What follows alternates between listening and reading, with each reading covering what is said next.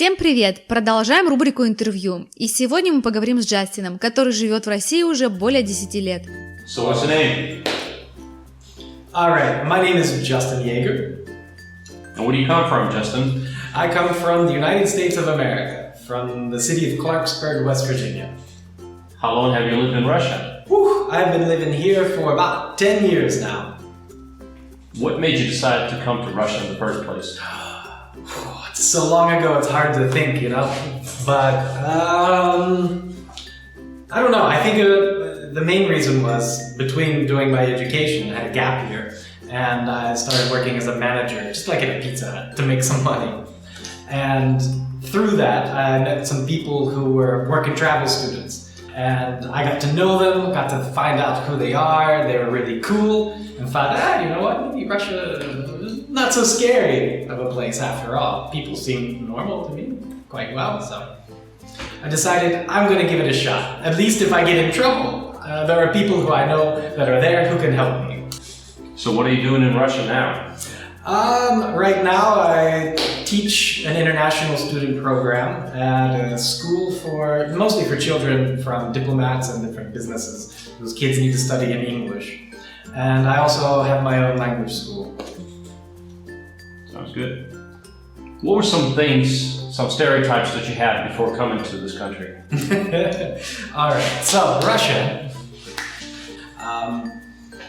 I just had the idea that most of the women were either ballerinas or gymnasts, and that most of the men were like chess wizards. They were great at chess, and that they all could play the guitar, at least a little bit.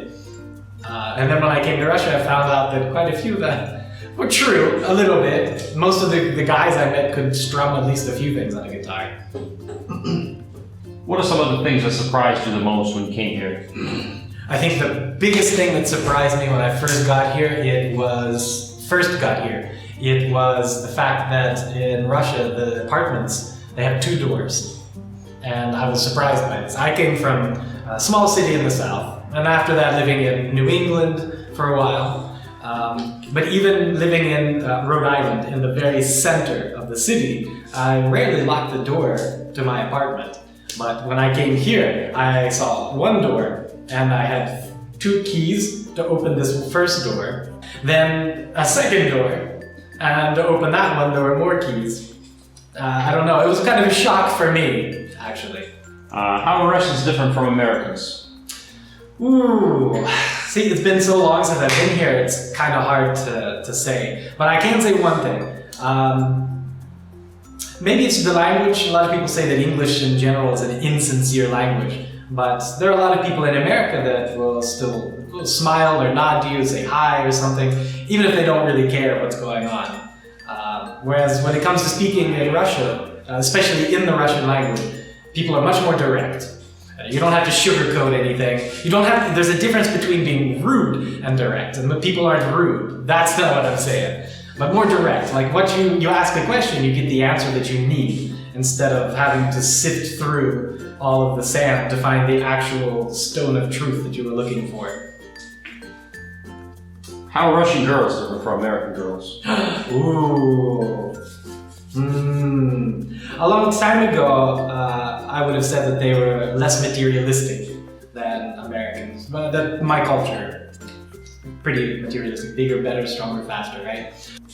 What's your favorite dish in Russia? Favorite dish? I like pelmeni, which is kind of like a dumpling thing. But I like if it's homemade. If it's frozen, it's just like any other processed food.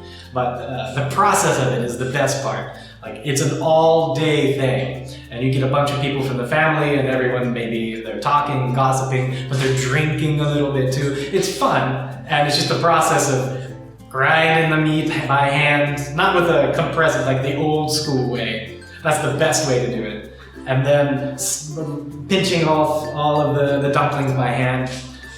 But in general, that would be my favorite dish, I would say. And what's your least favorite dish in Russia? Well, I have a list of least favorite, actually. But even after 10 years, my palate still hasn't adjusted. Okroshka. Not a big fan of okroshka, actually.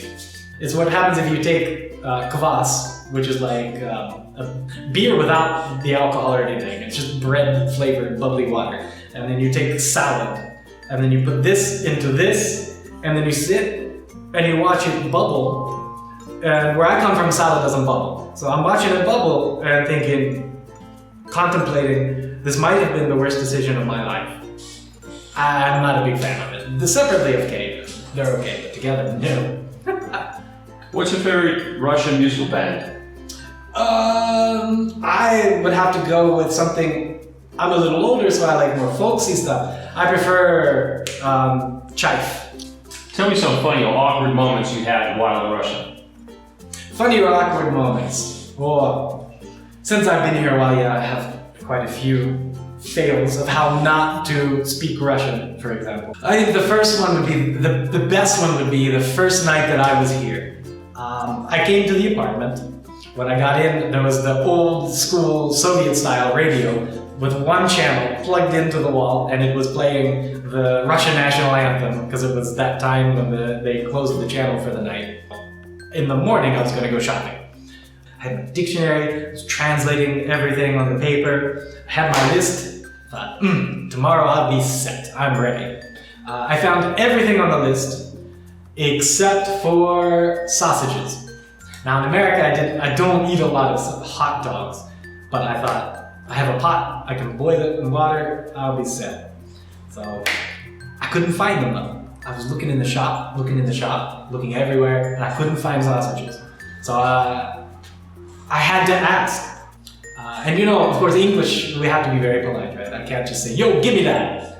Well, I can, but I'm not supposed to. I'm supposed to say something like, if it's not too much trouble, or could you please tell me where I can find, show me where I can find. So this is the sentence that I was designing in my head. And I saw an old elderly woman, grandmother, which is per usual.